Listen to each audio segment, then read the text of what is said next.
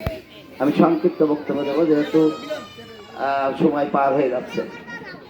আমরা জামাতে ইসলামী যদি রাষ্ট্র ক্ষমতায় আসি, বা একটা কথা বলেছে যে অমুসলিমদের উপরে কোনো নির্যাতন জামাতে ইসলামী করেছে, এরকম প্রমাণ আছে নাকি?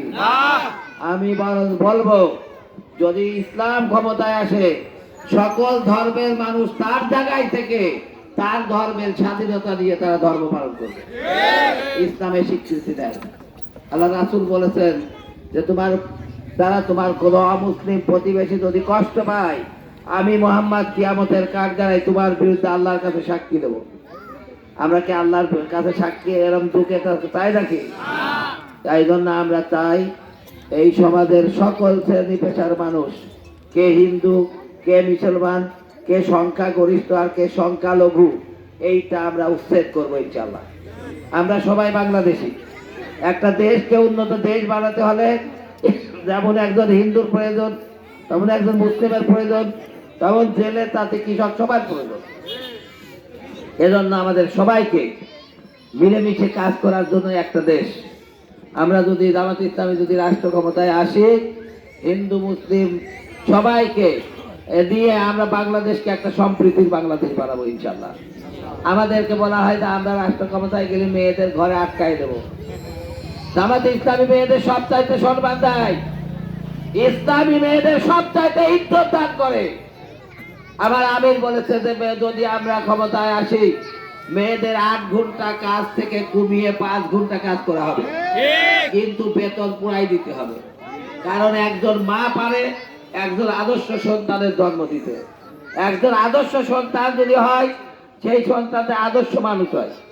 আর আদর্শ মানুষ যে সমাজে হয়, সেই সমাজটা ভালো সমাজ হয়, সেই সমাজটা আদর্শ সমাজ হয়।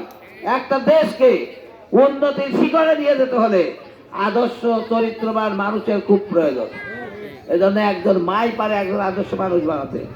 এজন্য জামাতে ইসলামী বাংলাদেশ রাষ্ট্র ক্ষমতায় আসলে মেয়েদের কর্মঘণ্টা কমিয়ে ওই সময়টা ওই মা যেন তার সন্তানকে আদর্শ চরিত্রবান মানুষ হিসাবে গড়ে তুলতে পারে, সেইখানে ব্যয় করবে। প্রিয় উপস্থিতি, আমরা ক্ষমতায় আসলে এদেশ থেকে দুর্নীতি চিরতরে উচ্ছেদ করব।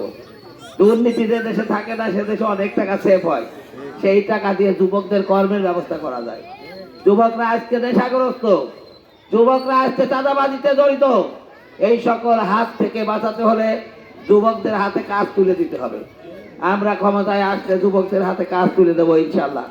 এজন্য প্রিয় দেশবাসী, আপনাদের আহ্বান জানাই, আমরা তো কখনোই ক্ষমতায় যাই নাই, কিছু নাকি? আমাদের একবারের জন্য ক্ষমতায় দেবেন। এই 54 বছরে যারা দেশ চালাইছে, তারাও চালাইছে, আমরা একবার চালা দেখাতে চাই নাকি? অন্য সবাই যে দেশ চালাইছে, তার চাইতে যদি একটা ভালো দেশ দিতে পারি, তার চাইতে যদি একটা উন্নত বাংলাদেশ আপনাদের উপহার দিতে পারি, তাহলে আগামীবার আবার দেবেন। আর যদি ভালো কিছু না করতে পারি, ওদের মতোই করি, তাহলে ভোট আগামীবার তো ওদেরই দেবেন, আমাদের আর দেবেন না।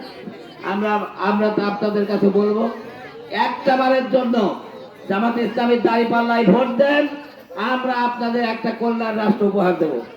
বর্তমান সময়ে একটা কার্ড কিনা লাগে 10,000 টাকায়, কিন্তু ওই কার্ড ফ্রি সার্ভিসের কার্ড। এই জায়গা যদি ইসলামী সরকার আসে, কার্ডটা মানুষের বাড়ি বাড়ি খুঁজে খুঁজে দিয়ে আসবে। আর এখন কার্ড নেওয়ার জন্য পাওনাদাররাই বাড়ি বাড়ি খুঁজে স্যান্ডেল খরচ করে। ইনশাল্লাহ জামাতে ইসলামী ক্ষমতায় আসলে একটা কার্ডের জন্য মেম্বার চেয়ারম্যানদের বাড়ি দৌড়ানো লাগবে না। ইনশাল্লাহ বাড়ির পার পৌঁছে দেওয়ার ব্যবস্থা করা হবে। এটা প্রত্যেক নাগরিকের অধিকার। এজন্য আপনাদের আমাদের আহ্বান, একটা বারের জন্য জামাতের দাঁড়িপাল্লায় ভোট দেন। রাজি আছেন তো ইনশাল্লাহ? আমরা একটা ইনসাফ ভিত্তিক, আমরা একটা কল্যাণকর সোনার বাংলাদেশ উপহার দেব। যদি চোরের ভোট দেন, সোনার বাংলা আশা করা যায়? সোনার বাংলা চাইলে সোনার মানুষদেরকে রাষ্ট্র ক্ষমতায় দিতে হবে। জামাত ইসলামী তার নেতাদেরকে দুর্নীতিমুক্ত নেতা বানাতে সক্ষম হয়েছে। দুর্নীতিমুক্ত মানুষ ছাড়া দুর্নীতিমুক্ত দেশ গড়া যায়? যারা জনগণের সম্পদ বিক্রি করে বিদেশে বাড়ি করে, তারা কি দেশের দুর্নীতি বন্ধ করতে পারে? জামাত আগে তাদের নেতাদেরকে দুর্নীতিমুক্ত নেতা হিসাবে গড়ে তুলেছে, তারপরে চ্যালেঞ্জ দেয় যে জামাত ইসলামের কোন নেতা দুর্নীতি করবে না। দুর্নীতি করবে কিনা একবারের জন্য পরীক্ষা করবে। রাজি আছেন তো ইনশাআল্লাহ? আল্লাহ আমাদের সবাইকে সেই তৌফিক দান করুন। সবাই অনেক কষ্ট করে এই বৈঠকে উপস্থিত হয়েছেন সবাইকে মুবারকবাদ জানিয়ে আমার কথা শেষ করছি। আসসালামু আলাইকুম ওয়া রাহমাতুল্লাহি ওয়া বারাকাতুহু। নারায়ে তাকবীর, আল্লাহু আকবার।